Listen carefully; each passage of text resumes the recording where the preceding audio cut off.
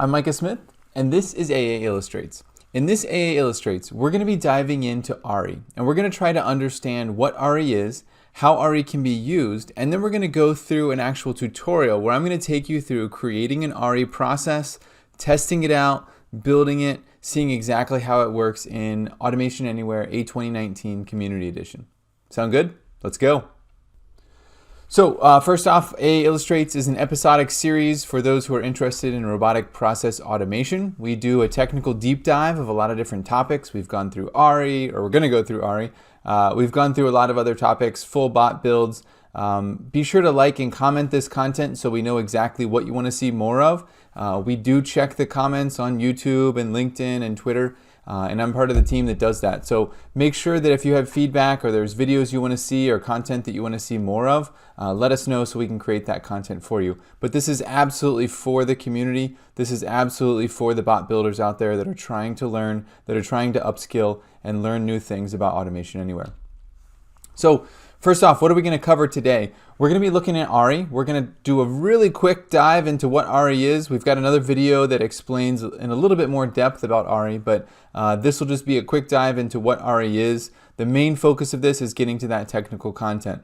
We'll also talk about why you would use RE very quickly, just to understand what it's used for, and then we'll get into our technical presentation. So we're going to look at the anatomy of an ReWeb request. We're going to try to understand what makes up an RE request and how we can use those.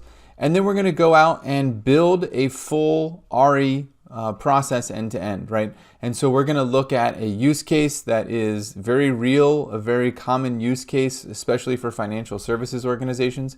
We're going to look at what that use case is and how we can use RE to simplify the process and to automate a lot of the heavy lifting in that process. So first off, what is RE? RE is the Automation Anywhere Robotic Interface, and that's what that stands for. So RE is an acronym. RE enables the federated engagement of robotic process automation initiatives. So what does that really mean? Well, RE is a digital assistant, right? And that's how we want to think of it. And I think of it most simply as that RE enables users to engage with bots in new ways. Right? So if we think about the way that we typically run bots in an organization, we do things off of scheduling, right? We say, hey, this bot needs to run every Monday at 9 a.m. We do things off of like file watchers. We might set up an attended client where it's going to be just sitting there watching for a file to show up in a directory. And every time a file shows up, the bot needs to execute. We do the same thing with email, right? We might have a bot that's monitoring an inbox. Every time an email comes to this one inbox that has a particular subject or however you want to specify it, the bot might execute. Those are all kind of what I think of as more static ways to engage with bots. I mean, technically you could call one through an API, that works as well. With RE, I think of engaging more directly with the bots. And so there's really three ways that we do that. First is through native application plugins. And so if you're using Microsoft Excel, if you're using Google Sheets, if you're using Salesforce, there are application plugins that allow you to invoke bots directly from those applications. So you would be, working in Salesforce already, you need to take some kind of operation on this case. The bot might need to do some research, something like that. You would use the Salesforce plugin to be able to invoke that bot. In that case, the bot would run on an unattended client, so that would not be on your local workstation, but running elsewhere. And it could go and take operations on that case, do research, whatever you needed to do. That would be a good use case of using RE for applications. We also have RE for interactive desktop forms, and this is more on the attended side. And this is where I'm a customer service agent. I need to run bots locally on my own machine. I could use RE Forms or RE Desktop to do that, and that allows me to have those interactive forms. I'm running a bot on my local machine in that case. So maybe a form pops up, it says, hey, tell me some customer details. I fill in just some really basic customer information. RE, the bot, will actually run. It will go trigger that bot and maybe do a bunch of research for that customer, go find a bunch of data, display that on my screen. But again, that's going to be running local to my machine. And so as a customer service agent, I might have it. I might have 3 or 4 other, peers that are also using RE, but filling in the form differently, right? So that they're getting, details specific to their use case. So that would be another example of interacting pretty closely with the bot, right? Because I'm giving it information directly and it's running something on my machine. The last is a collaborative web interface, and this is the one that I think is the most exciting. This allows for users to engage with bots, trigger bots, unattended bots, give them information, but it also allows for this process where there's a little bit of a back and forth between human and bot. And so I might kick off a bot, it'll go do some work, and then it will come back with the results of its run, right? So it might come back and give me a bunch of information about a particular customer. Based on what I'm looking at on that form and decisions that I make, that might trigger another bot, or it might trigger another step in the process where another human has to review. But it allows me to interact with these bots, and it's not just a call it, set it, and forget it kind of thing. It can be that back and forth where one bot runs, it comes back with some data. I perfect or fix a little bit of that data, say send. Another bot runs, it does some more research, comes back with some more data. I hit OK, and then maybe a report gets generated by another bot, right? So that's a process where there are certain human steps and there are certain bot steps, and that's what we're going to build today, and that's that AARI Web. So if we look at AARI Web a little more closely, we're going to look at what an AARI Web request is made of, really. And there's the anatomy. There's really three components here. The first is our bots, right? So if you're at all familiar with what we do in Automation Anywhere, or all familiar with this channel, bots are about automating those repetitive rule-based tasks, right? And so it's a very specific set of rules where we want the bot to do X, Y, and Z. The bot will go and execute on that. And we've talked about that can be expanded to, in some intelligent automation and things like that. But for the purposes of this discussion, let's just say that bots are for the purpose of automating repetitive rule-based tasks. If you want to dig more into what is RPA, we have a whole video on that on the YouTube channel as well. The next component of our AARI Web request is the form itself. And the form is where we're actually enabling humans to invoke and interact with bots through these customizable web interfaces. And so this is where the human gets involved, and the human talks to the bots through a form. And so we're going to build some forms as a part of our exercise here in a minute. The final part that really ties the bots and the forms together is our process. And the process contains that logic for triggering the bots and forms and coordinating the flow of data between them, right? So I might send something to a bot, the bot executes, it takes in that data that I sent, it runs based off that data, it comes back with more data, right? So the bot has an output of data. I want to display that output of data to a human. I would again have another form, right? That's how the human can see what the bot's been up to. The process is responsible for getting the data from that bot into the form so the human can see it. The last kind of bonus distinction here is request. So a request is really an instance of a process. So if a process is a definition of a template of how bots and forms come together, a request is a specific instance of that template, okay? So we're gonna build a process here in a minute. When we've built the process and we start to test it, that will be a specific request. And again, that's an instance, or a, kind of think of it as almost like a clone of that process. All right, so let's dig into a use case here. And this is gonna be like a kind of a dummy financial services use case. We're going to dig into the use case because I want you to really understand what the use case is, so that when we actually build the bot, it makes sense to you, right? Because if we don't have really a background for what we're doing, then I can teach you anything technically, but it's not really going to connect unless you really have a story behind it. So we're going to look at a fictitious financial services company called Eagle One Financial. Eagle One Financial customer service agents are frequently asked to generate proof of funds letters to send to customers in support of loan applications. So if you've ever applied for a loan, either, probably a mortgage is a good example. Part of that process, you have to go and do all this legwork with all the institutions that you might work with, right? I've got a bank account, or I've got a retirement account. I have to go either get statements or these proof of funds letters from these different institutions so that I can prove that I, have a certain number of assets and I can qualify for this loan. So let's look at how Eagle One Financial is handling this today. So their current state is that customer support agents will log into multiple systems to get investment and savings information for customers, right? So they have to do that legwork. Not everything is in the same application. The account details are then manually entered into a Word document. Now, this is where it gets a little bit tricky. Some agents might use screenshots, while others hand type all the data, right? So they're looking at the web application on one side, they have a Word document on the other, they're hand keying all that data. While others copy the data and fill it into a table, right? So part of the problem that we've just introduced there is that we have agents who are doing this in 3 different ways. And we could say, well, that's bad training, or that's, so-and-so's fault. Regardless of that, we've got an inconsistency that's been created here, right? And we've also introduced the possibility of some missed keystrokes, typing things wrong, things like that, okay? It also doesn't look so great when we're sending these letters to our customers, right? If we're Eagle One Financial and these proof of funds letters are going out, if they're all going out in like this non-standard format where sometimes they've got these goofy looking screenshots and sometimes they're just like handwritten text, not formatted properly, and sometimes they're, copied and pasted tables, we've got a real inconsistency in the way that we're communicating with our customers. Finally, an email is sent with non-standard language and an attachment with non-standard formatting. So again, when an agent is doing this stuff manually, they're just saying, hey Stan, here's that form you requested, good luck with your loan, right?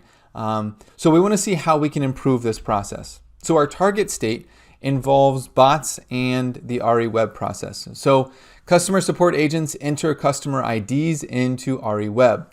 A bot will then fetch all customer account details from multiple systems and generate the letter in a standard format. So instead of a human going out to find all of these account details, a bot's going to go out, fetch all of that data from all those different systems, and build a standardized format of a letter, right? So it's going to take a template, it's going to fill in all the details into that template so that we have a standardized way for communicating the proof of funds.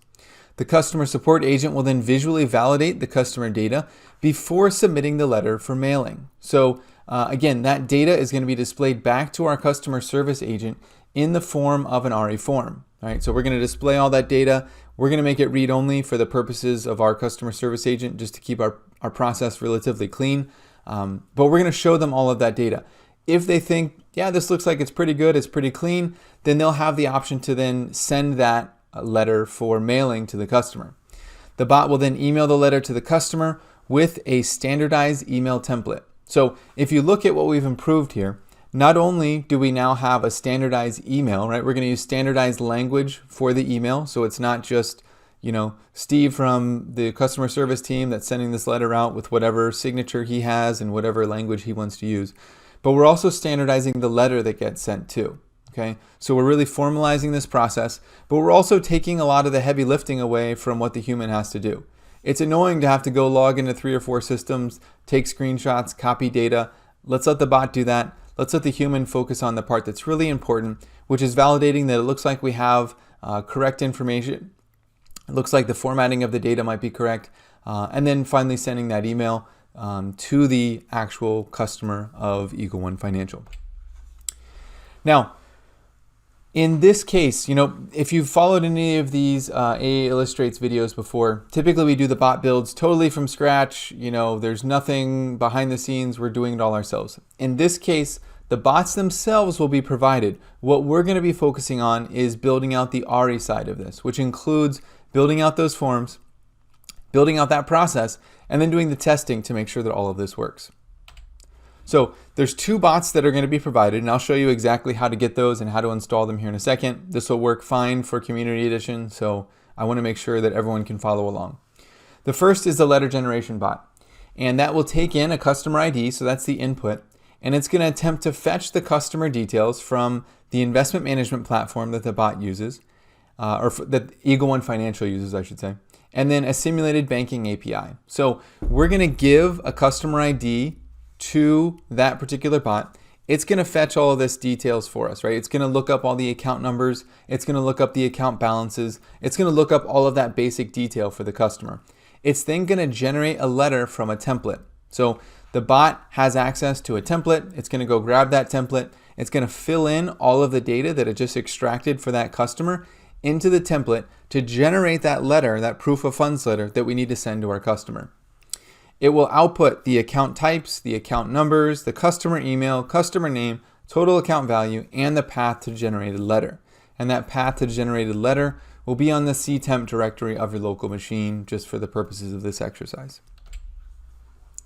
The second bot that's being provided is the send POF email. And POF again stands for proof of funds. But it's going to take in the customer name, the email address that we need to send this to, and the path to the generated letter. Okay, so those are the three inputs. Just kind of calling that out because we're going to be using that here in a minute. It fetches the letter from the path that's provided. It attaches the letter to a pre-formatted email that includes the customer name and sends the email out. So again, this looks like a really personal experience, right? Because we're putting the person's name in the email. It's not just like a to whom this may concern kind of thing. We're going to be putting their email, we're going to be putting their name in there. We're going to be putting their details in there.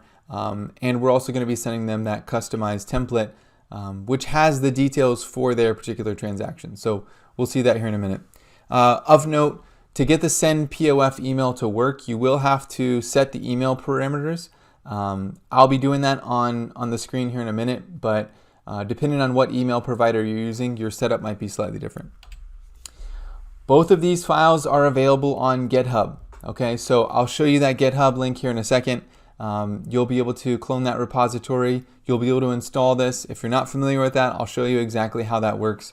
So you'll be able to do that. Again, our role in the process is to focus on the RE components. So I put these two slides here, or this slide here with the bots themselves. What I'd like you to do, if you have two screens or you're going to be working like me, go ahead and do a screen capture of this. And I'm going to do it myself, right? I'm going to do a screen capture of this because what we've called out here is the input and the output for each of these bots, right? So like the input for our letter generation bot is this customer ID. The output are all of these values, right? And I've got the formats listed out, exactly what they're for. We're going to need to reference that as we're actually building our RE process. Okay, so as we're building that process and as we're mapping data to these forms, we're going to need this information. So I'm going to have this up on my other screen just so that I have a copy of it and I can see it. I would encourage you to take a snapshot of it as well if you're going to be, building this along with me, or you're going to be trying to do it on your own. Cool. So let's build and test on ReWeb. So let me, I'm going to go back to that slide. I'll move that over here just so I have it. Just so I have the input. All right. So the first thing we're going to want to do is grab those bots, like I mentioned. So go to github.com/automationanywhere. If you haven't checked this out before, it's a super helpful repository. This is where we have lots and lots of sample bots, sample processes. These are all custom packages that have been available for A2019 that are available in BotStore. So come and check these out. These are really helpful for you. Aside from that little side pitch, what we're going to be looking at here is the ReWeb Proof of Funds AAillustrates. I'm going to have a link for that in the description as well. But what you're wanting to do is you'll click on this green button here that says code, and you're just going to want to say download zip. Okay, so you'll click on the green button, you'll click download zip. What that's going to do is it's actually going to download, let me open it up here.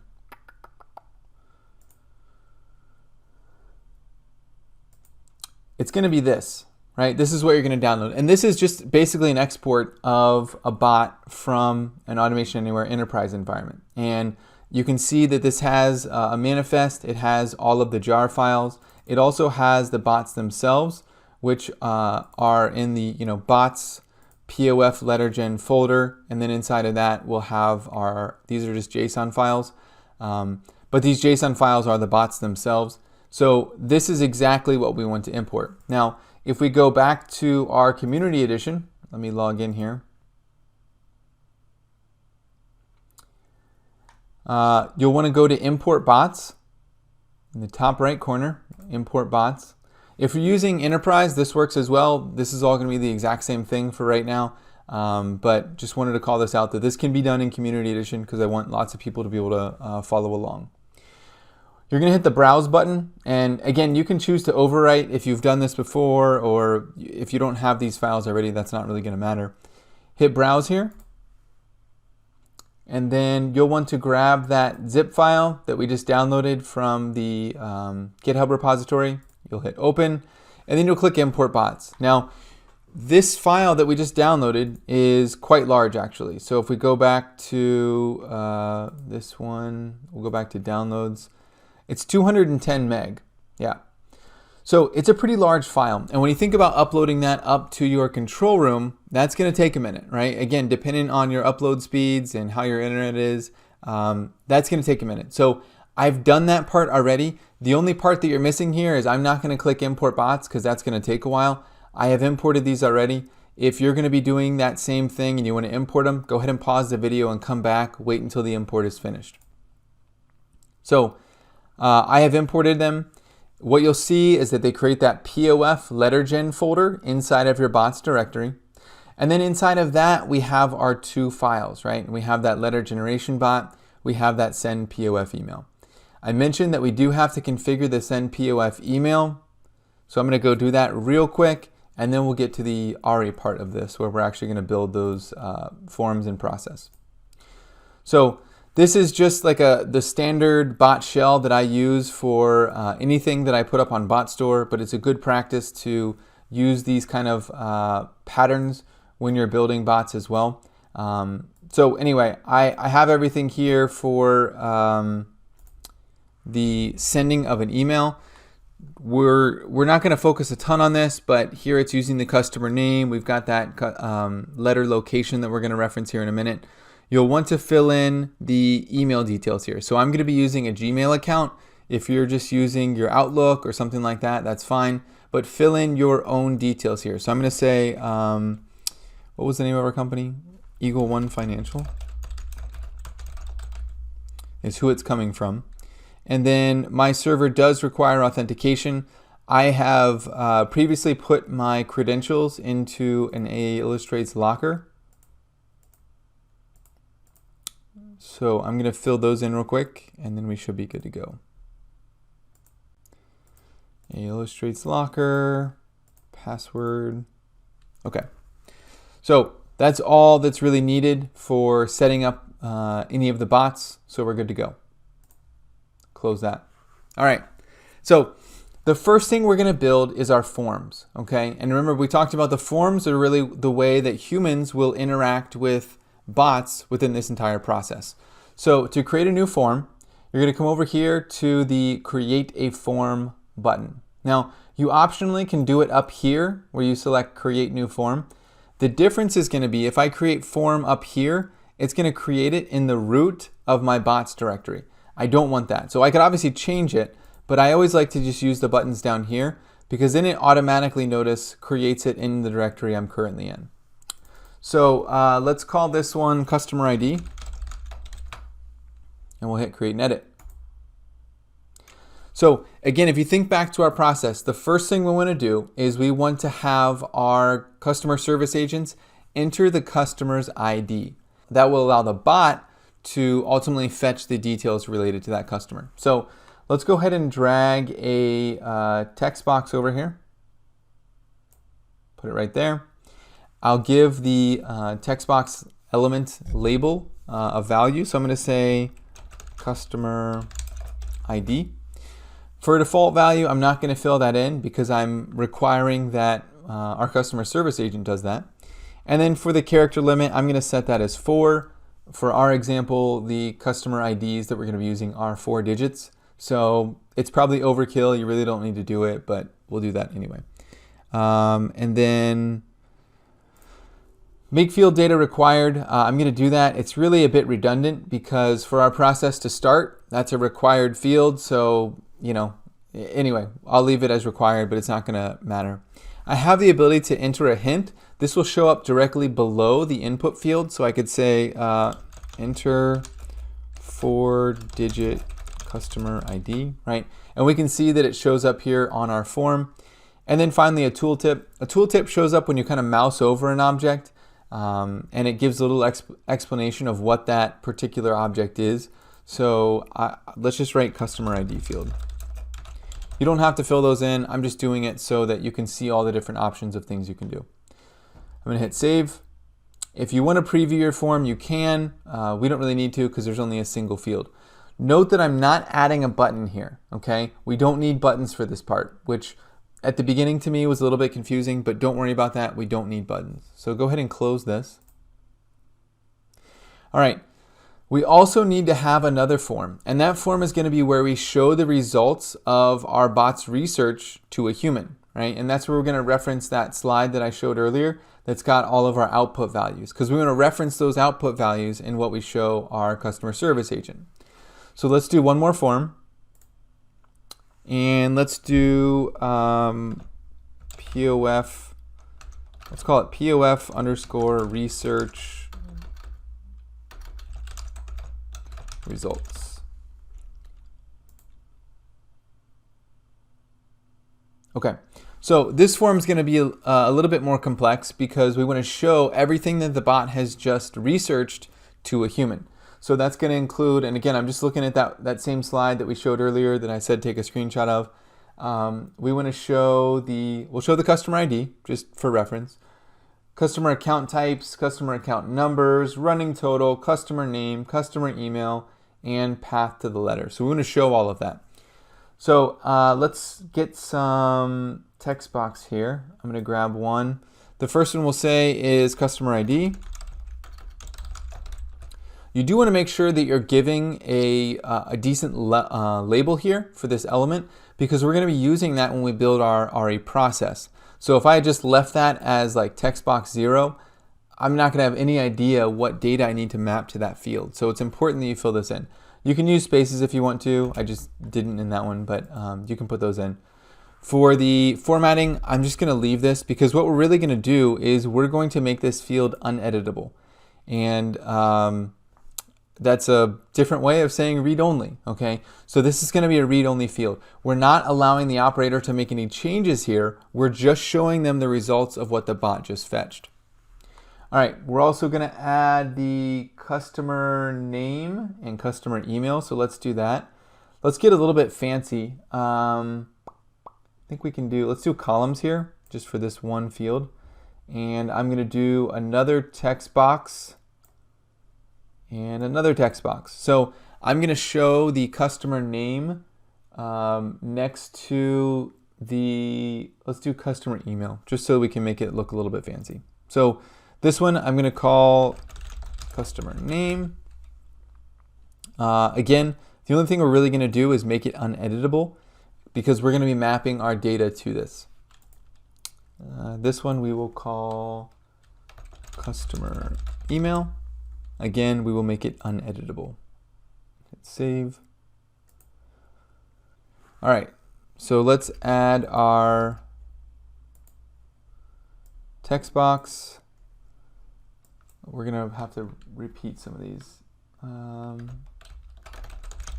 Customer account types.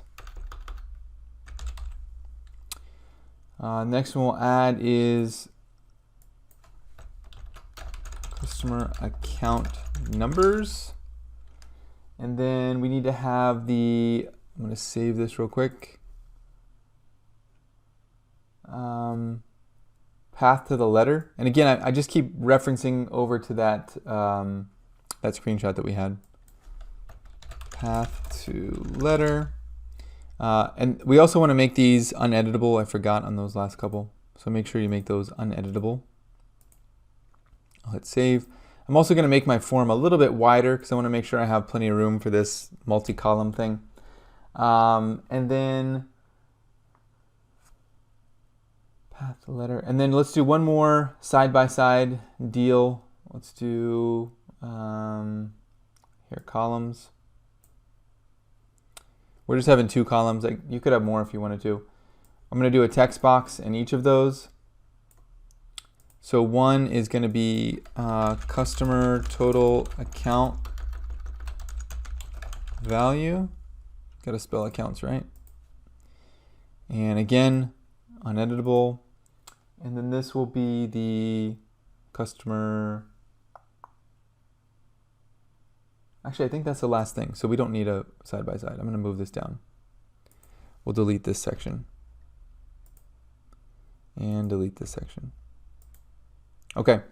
Now, we're going to have one more field that we are going to allow our human to edit. So we're going to go here, our human. We're going to do it ourselves. I don't know why I would say that. All right. So we're going to add this last text box, and we're going to call this one CC email address.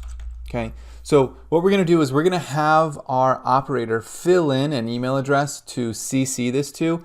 In reality, we're not going to be using this customer email here in our secondary bot. We're going to be using this email address instead so that we can just send ourselves an email to make sure that this is working. So we will leave that one as, let's make it we want to make it required. I'm not going to set a default value, and I do want that one to be editable, so I'm going to leave it alone. Again, we're not going to add buttons here. We're going to add that as a part of the process, and I'll show you that here in a second.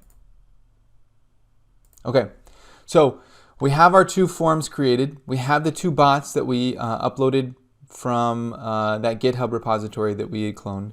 So now what we're going to do is build our actual process. So again, you've got bot, you've got form. Here is the process icon. Let's click that. Let's call this one proof of funds letter gen. You can call it whatever you want, but that's what I'm calling it. Okay, so this is our process builder, and this looks pretty similar to what we're already using to build our bots, right? We've got this kind of drag and drop flow area that allows us to add different conditions. Here we can add bot or human tasks. We can have go-tos and things like that. So the first thing we need to do, which starts our process, is we need to select an initial data form.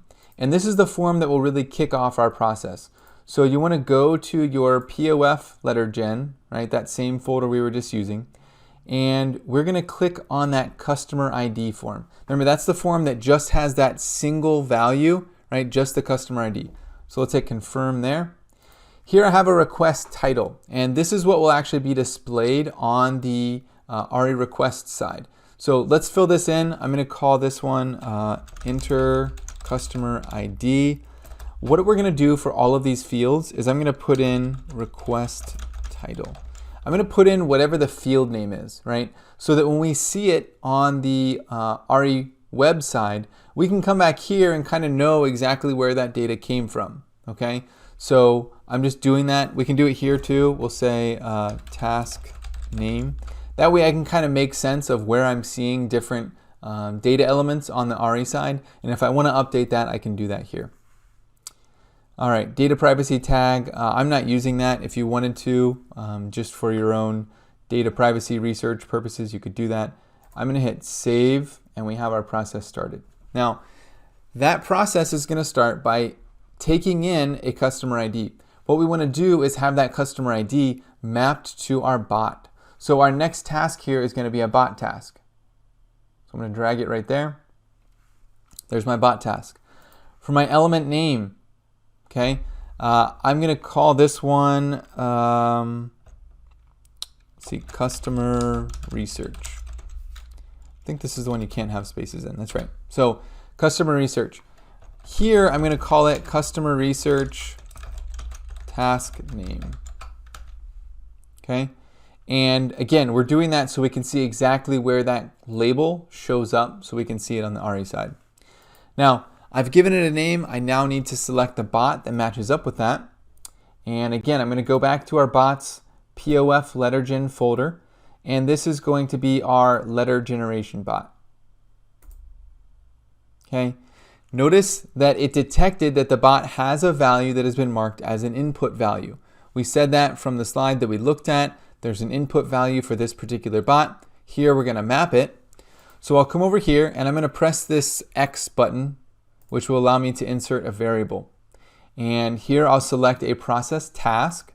So I'm going to select initial data, right? Customer research is the bot task that we're working on right now, so that's not going to make sense.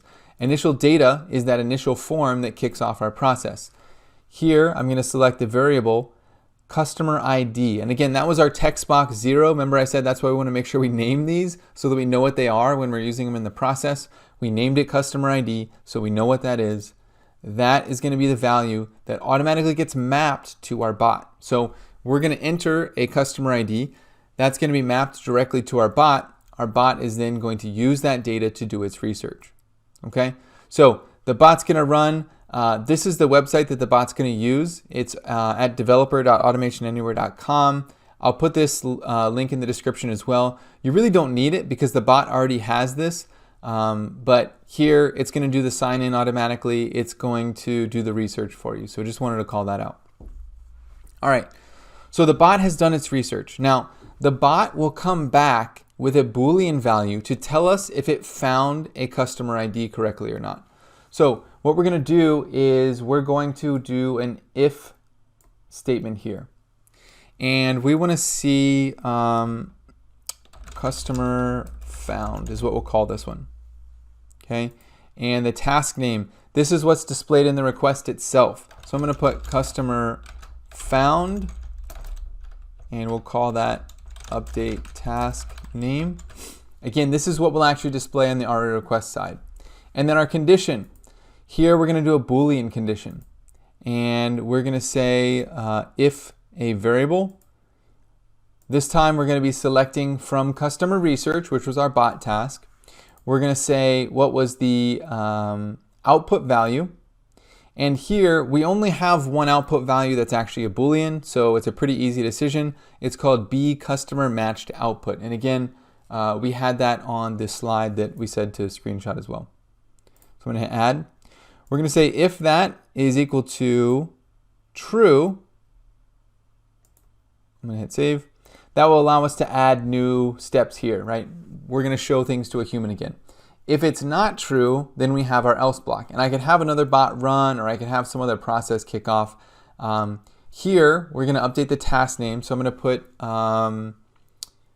let's see, customer not found else. And I'm going to put update task name. Again, just so that we can map these back to what we're seeing. And then I'm just going to put here customer not found. Hit save. Let's go back here to our failed. Here we can say how we want the process to end, whether we want it to be failed, whether we want it to be canceled. I'm going to leave it at failed here. And for the request title, again, that's going to show up on the RE side. I'm going to put customer ID wasn't found. Let's just put not found. And let's put update request title. Cool. And we'll hit save. So if a customer is found, the next step that we want to do is our next human task. And that's where we're going to display that form that we were just working with. So I'm going to go over here to human task. Okay. Now it's going to say, what's the element name? I'm going to say verify customer details. For my task name, I'll just put the same thing. I think, yeah, task name allows you to have spaces. Element name doesn't. So, and then auto assign the task. I have the ability to auto assign the task to someone. This isn't going to matter too much for what you're doing in Community Edition. But if I'm using this in an Enterprise Edition, I could say, hey, if Mary kicked off the task, let's make sure that Mary is the one who's then validating that customer information afterward. Or I could say automatically send it to the manager of the person who created that request. And so I might have a situation where, hey, the customer account value was over $1 million. We say that's a super high net worth individual. So we want to send that request to a manager for final approval, right? That would be another use case. I'm just going to say auto assign to the user who created the task. And then for selecting the form, let's hit browse. I'm going to go back into my POF letter gen. We're going to grab that POF research results form that we built. And notice all of those fields that we were working with, right? They all just got added in. So let's go ahead and map our data to these fields. And this is what's going to show up to our user or to our human when they're validating that particular task. So let's put customer ID. I'm going to come here and click the X for my variable. This one's a little bit different than the others because I'm just going to grab it from our initial data. Remember, that was the same customer ID that we passed into that research bot. So I'm just going to hit add here, and that will be my customer ID. For my customer name, I'm going to hit the X here. And this time, we're going to select our customer research, which was our bot task. We're going to select output, and then we're going to see a bunch of variables. And these were all variables that were marked as output values from that bot itself. I know you guys didn't build that one. That was one that I built, but these are marked as output values. And that's how we're able to map them from bot to bot or from human task to bot task. So here we want to select the customer full name, hit add, and we're going to keep repeating this process over and over for all of these different values. It's going to be customer research, it's going to be output, and then it's going to be whatever value matches that field. So customer email is what we're doing now. I'll select that. For my account types, again, customer research, output, and account types. We call it S, customer account types, so it's pretty close to what you would expect. Account numbers. And again, I don't actually have to provide an input for all of these different fields. Notice that I could optionally leave them blank. But because we do have data that we wanted to show for each of these, I'm going to be mapping them. Account numbers, so we have that one. Path to the letter, let's grab that. So again, customer research, output, and what do we call this one? S generated letter output. So this one's a little bit different than the naming, but that's what it is. I know this part is not the most exciting of watching a screen share, so I'm just trying to crank through these real quick. If you need to stop and pause to make sure you get these mapped correctly, that's fine too. Total account value. Total account value is actually running total, so we just called it something different in the bot than what we're calling it here. That's totally fine. The last one is our CC email address. So I'm not feeding data into that one, so I'm going to leave that blank here. I'm not going to check the box. I'm just going to leave it because that's going to be the field that we allow the human of the human task to fill that in. Now, we're almost done with this mapping. The last thing we need to do is add our form buttons. So again, we built that form. We didn't have any buttons on it. I said that's fine. We're going to add them later. This is where that comes in. So we have the ability to add a couple buttons. The first one we're going to add is going to be a cancel button. And I'm going to say cancel as the button label. And that's going to be, hey, the human reviewed this thing. They determined that the task fetched some data that's not correct, or it looks like we're missing a bunch of data, or this requires some additional information or additional research because the account value is greater than 500,000, whatever it might be. So we want to have the option for the human to cancel out of this without actually sending that email to our customer. The other button we're going to have is going to be a send button, and I'm going to leave that as primary as the style, and that will actually trigger the process of sending that email. Okay, so we're going to have those two different buttons there. All right, we're done with that one. Now we want to have another if-else pair here because we want to check to see, did the human just hit send or did they just hit cancel, right? Because if they hit send, we need to invoke another bot task. If they hit cancel, we need to be able to cleanly exit out of this process without sending any email to our customer. So on my if here, I'm going to say if send email as my description. Again, this is only displayed internally, so that's fine. For my task name, this is displayed as a note inside the request. I'm going to say send email. I'm going to put update task name here. Again, just so we know what fields these are showing up when we see them in different areas of AARI. And then I'm going to put display message. Okay, so that's a helpful way to be able to see exactly what fields are being mapped to what locations when we look at this request on the AARI side. This time it's going to be a string condition. And my source value, I'm going to click on this X here. My source value is a little bit different this time. I'm going to be looking at the verify customer details, which is my human task, that web form. And I don't have really an output for that one so much as I have meta. And meta is really like metadata for that particular form.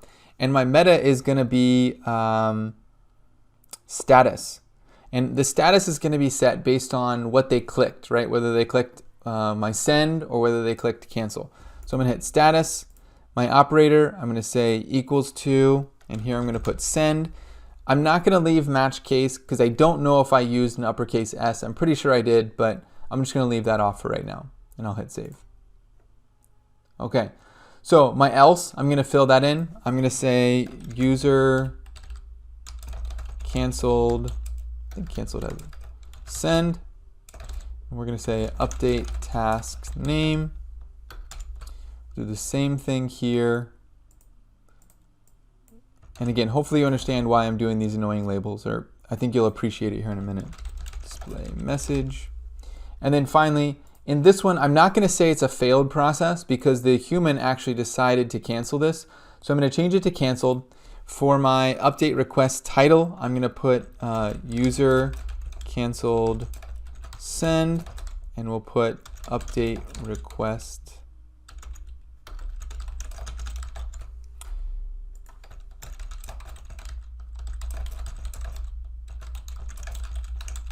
Okay, so we've got that. All right, the last thing we need to do is invoke that final bot task. So I'm going to go here to bot task. I'm going to drag that right here in between the send email and completed. For my element name, I'm going to say send POF email. For my task name, send POF email. And then for selecting, and I'll put here task name.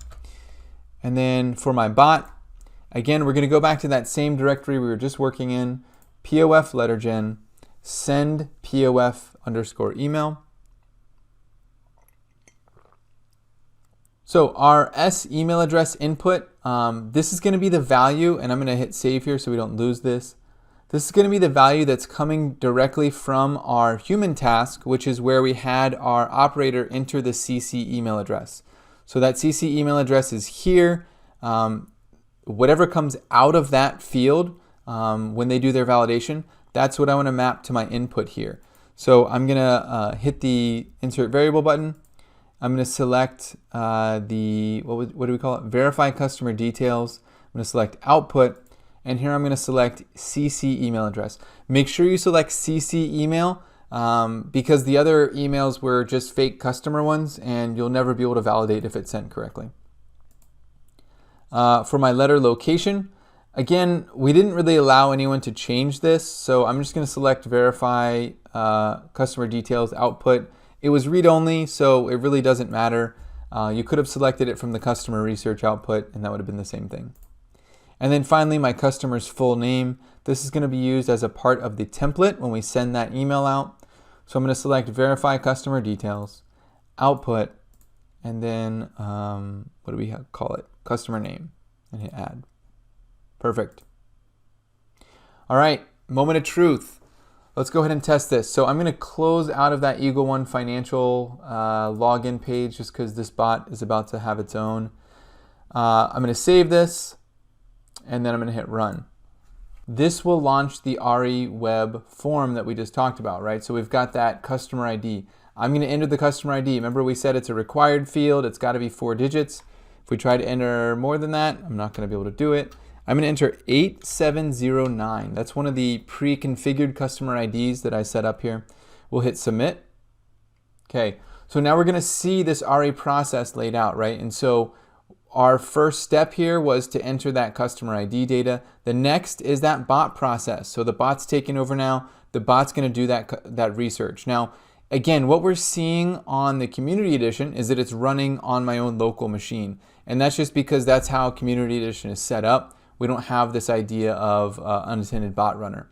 If this were on Enterprise Edition, we would see that that would actually invoke a pool of bot runners, and one of those bot runners would then take the task, do that research like we just saw, and generate the letter that we're trying to get. Okay, so this form has come back to us, right? Remember we built this form to show the results of the research that the bot was doing for that letter generation process.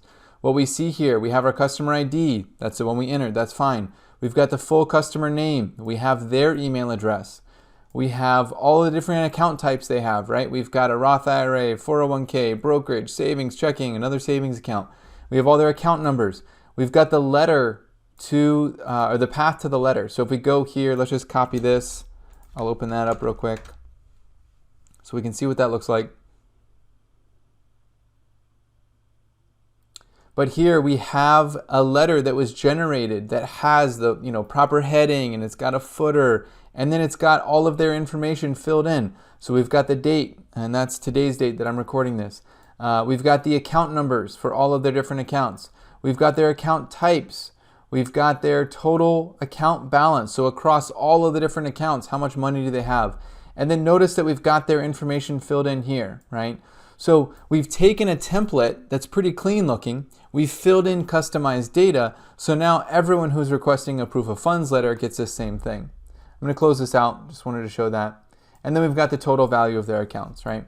Now we're going to set that CC email. And the CC email is who the email is actually going to be sent to. It's not going to be sent to this customer email because the way we mapped it, we're going with this CC email. So I'm going to put in my own email address, micah.smith@automationanywhere.com, and hit send.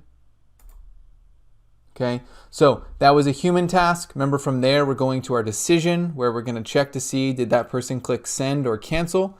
I clicked send, so that should invoke our next bot task. The bot task is running right here, which is to send that email. So this is going to run that send email bot. It's going to grab the attachment that's located locally on my machine. Again, if you wanted to make this more robust, you would put that on a shared drive or something like that. But the email was just sent. If I open up my email and look at my sent email, here is my sent email. It just sent at 10:04 a.m. So we've got their full name showing up here. Please find the requested proof of funds letter attached. It's our pleasure to serve you. So we've got a standardized email that was sent out. There's not any crazy language in here or anything like that. And then we have that same document that we just looked at, right? Which was the letter that was generated that has all their details in it. I'm going to close. We'll just move that right now. The last thing we want to test, because we are good testers, is first off, we want to see update task name, task name. So when we're using that task name field in our process, that's what's showing up here in that RA process. I'm going to close this out real quick, or that RA request, I should say. The last thing we want to test out is to make sure what happens if we enter a customer ID that's not found. So all of our customer IDs are 4 digits. I'm just going to enter a single digit and hit submit. It's still going to try to do that customer research, but it should come back and fail. And obviously we could have done some upfront work to prevent the bot from even having to do this work by just saying, hey, it's got to be 4 digits. If it's just a single digit, it's not worth it. But we entered a 4. This is probably going to run for, okay, it went quickly. Here, our request failed. The request was closed. And again, that's because the customer was not found. So again, that was our update task name here. We said customer not found else. So that was our label that we used for the else condition. We then sent that to a failed state. We could do the same thing one last time. We'll do a different customer. I'm going to close some of these because we don't need it. Let's do 1111. That's another real customer. What we're going to do this time is after we validate the form, what we'll do is we'll just hit cancel instead of send, and that will have tested all of our possible endpoints from those conditional statements. So we'll let the bot do its research real quick. Notice that there's 2 customers that showed up there, but they have different customer IDs. So the bot is specifically checking for only the rows that have that specific customer ID. Just wanted to call that out. All right, so now we're to the point of where we would fill in our data. I'm just going to hit cancel here. And now, again, it says user canceled the send. So that's from our update task name, and the request is closed. Okay, so we've tested that process with our forms completely. Let's jump back to our slides for a quick summary, and then we'll be done. Let me maximize this. Cool. So as a recap, ReWeb is made up of bots, forms, and processes.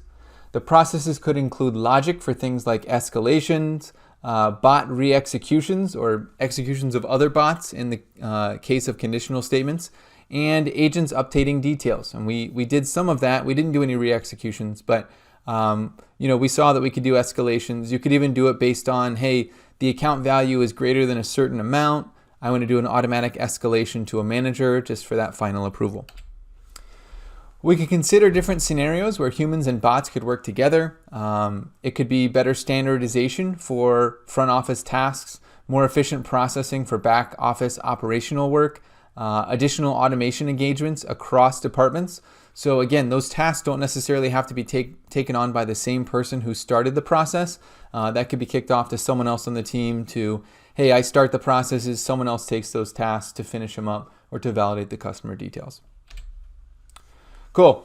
So thanks for hanging out. I know this was kind of a longer session, but I wanted to make sure we had a really comprehensive understanding of how bots, forms, and processes come together to allow us to build that RE solution using RE Web. So appreciate your feedback. Appreciate you liking, commenting, subscribing to our content. You can find us on all the common social channels. The LinkedIn, Twitter, and YouTube are all on the screen. So thanks again for your time. Go be great. Go build awesome bots. I'm Micah Smith. This has been AA Illustrates.